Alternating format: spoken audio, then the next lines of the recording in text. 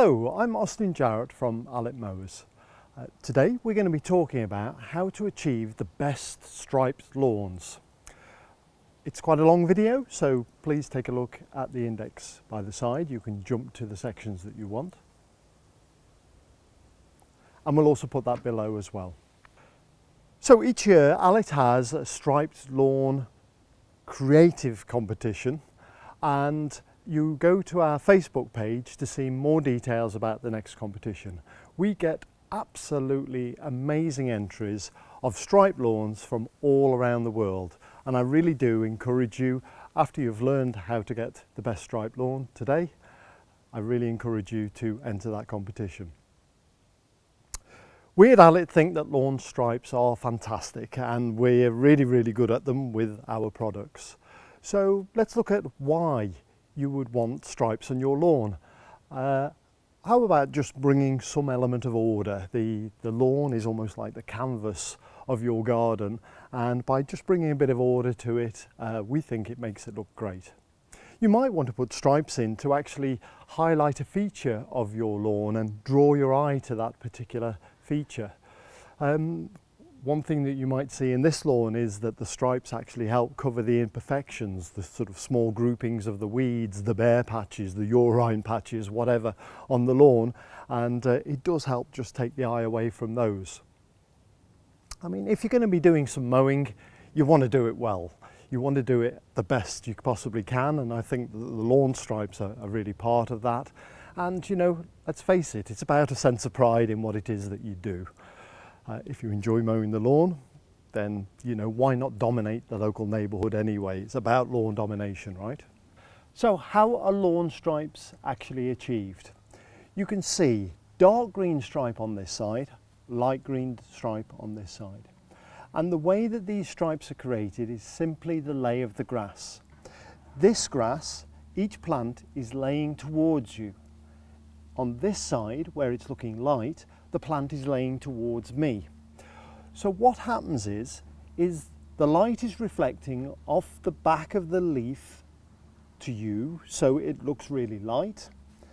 And on this side, the stripe looks dark because you're looking into the ends of the plants and the light is not reflecting. You're looking into the shadow underneath the grass, and that's why it looks darker green.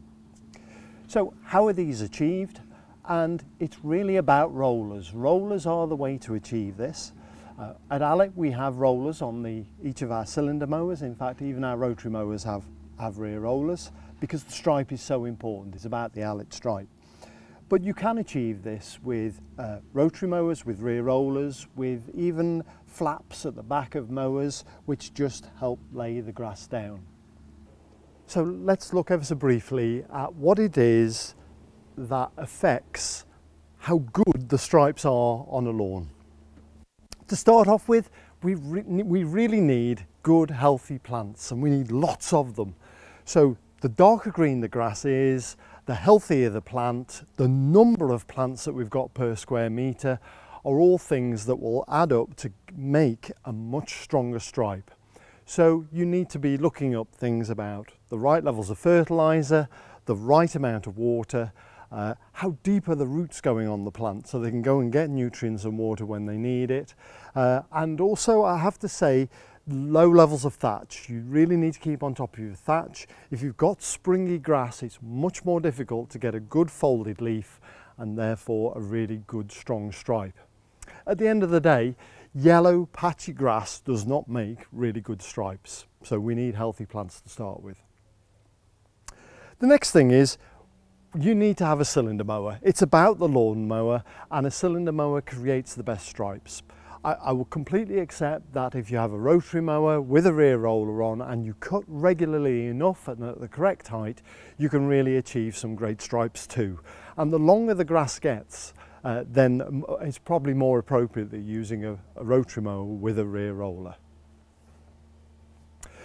With a rotary mower, you do get slight variations in the colour of the stripe across its width, and that's because the blade is turning and on one side it's going forwards, one side it's going backwards, so you don't get the full full colour on the stripe and therefore the full contrast that you really deserve if you're going for great stripes. But please see our video that talks about cylinders versus rotary mowers, and what you'll do is you'll find quite a section in that video about that. Not only is it about the mower and the type of mower that you're using, we need the roller, but it's also about the weight. And if you look at these two products, both of them stripe really well, but this machine is just so much heavier, and what it does is lay down a stronger stripe. And it's not only that, it's about how long that stripe lasts. So a really good strong stripe just lasts longer. You will see it after 2 and 3 days, and the heavier mower is the reason why that will happen. The next thing that really affects the contrast of the stripes, how deep green, how light green you can get this, is actually not to do with the grass and the mowing, but to do with your position of you and your view of the grass relative to the sun. So I'm looking directly into the sun right now. Your back is to the sun, and that is the best position for you to see the contrast of the stripe. So I'm getting really nice dark green, really light green on this side. But see what happens when you take a journey around to the back of me and you're looking into the sun like I am right now. We'll change positions. So to me, the stripe is actually looking stronger than ever before because I have the sun behind me. You are now looking into the sun and you're not getting the reflection and the shadows to the same extent, so that now this isn't looking so dark and this isn't looking so light. The next thing that affects the contrast of the stripe is the length of the grass. If you go really, really short, drop these mowers down to their lowest height of cut, the grass plant not only doesn't lay over so much, but it also flips back upright again much more quickly. And by cutting the grass at a higher height of cut, the plant lies down more and it stays down for longer, so you end up with a longer lasting stripe. So keep your height of cut at a very reasonable height, lots of leaf still showing, and that way you'll get a more contrasting stripe. Height of cut does affect the contrast of the stripe.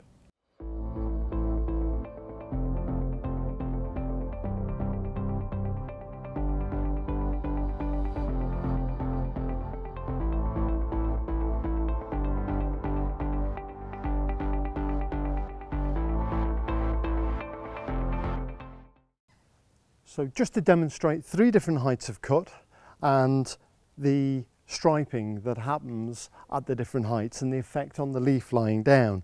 Not perfect experiment, but I think it helps us just to illustrate. So we took this Allett Liberty and we set this at height number 1, which is about 10-12 millimeters high. 10-12 millimeters high. This grass isn't normally kept at this sort of height, but you can see relatively little striping effect. When we then take it to about 22 millimeters, this is about 2.5 on this Liberty 43 setting, you can see now I'm starting to get a height of cut effect on my striping. But when we take it up to maximum height of cut at 32 millimeters, you'll see that there is actually more contrast in these stripes than certainly there are in either of those two. So I think that shows the point. The final thing I think that really has a major effect on the striping of the grass is to do with the actual grass plant itself, or the variety of grass. And I'm not sure that the seed breeders actually tell us which of the grasses stripe particularly well. But I think you've got to go a long way to beat ryegrass. I think the ryegrass does lay down well and stays down. And I think the underside of the leaf is actually quite shiny. That's part of the identification of that plant. And I'm sure that shininess on the back of the leaf means that it reflects the light to give you the lighter stripe better than most grasses.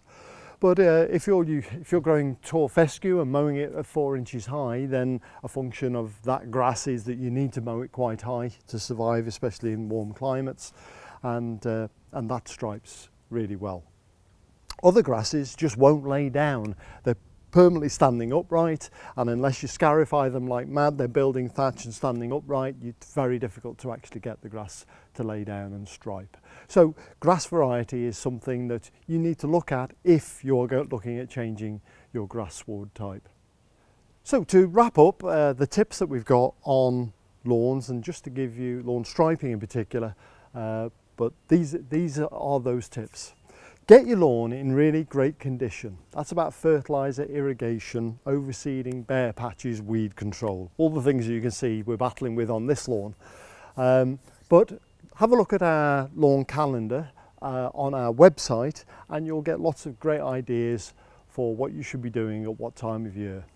Number 2 is thatch control. Keep that springy layer between the grass plants and the soil, keep that under control. It's very difficult to get a good stripe when you're actually trying to lay those grass plants down on that mattress of thatch. So keep that under control. It will also make the grass plants healthier, make the roots go deeper, allow the plants access to the fertiliser and water that you put on. Straight lines. Straight lines are so important in order to get a really impressive stripe. So use a string and lay the string out and try and choose the longest stripe that maybe is from a particular window in your house or maybe from the entrance to your drive, and make that line absolutely dead straight. How about using double widths? If you have a smaller mower like this, but you want to achieve stripes for a mower like this, then how about keeping the stripes side by side and then side by side in the opposite direction, and that way it just makes the stripe that little bit wider. A really good tip for strong and contrasting stripes though is burn that stripe in. What do I mean by that is, after you've mowed it all once in the normal way, the way that you've chosen to do it, how about you go over it again in the same direction, and about next time that you mow, do it again in the same direction again, and you'll find that the grass starts to get trained and your stripe becomes stronger and more contrasting too. The next tip is about rakes. Get the rake set correctly. Both of these products have a rake just behind the front roller and before the cylinder, and what I can do is adjust the depth and aggressiveness of that tine. So these tines are just here behind the front roller.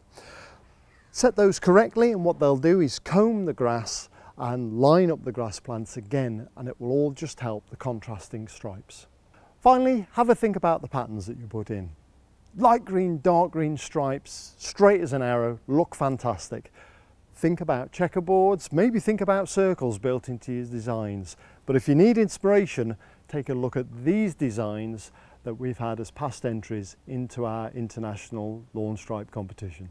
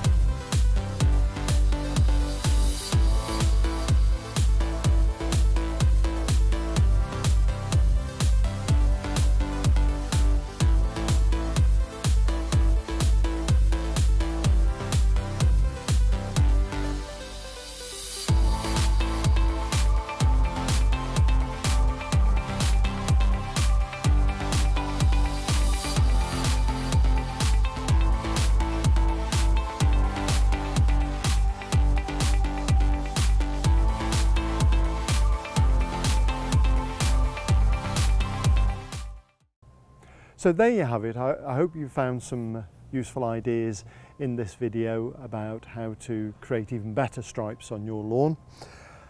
Take a look at our Facebook page. You'll find all the entry details for our International Creative Lawn Stripe competition. We'd love to see your entries. There's some great inspiration there as well from previous year's entries. You can find further information on our website at www.allett.co.uk, and please hit the subscribe button on YouTube so that we can send you notifications of our next videos. Thanks.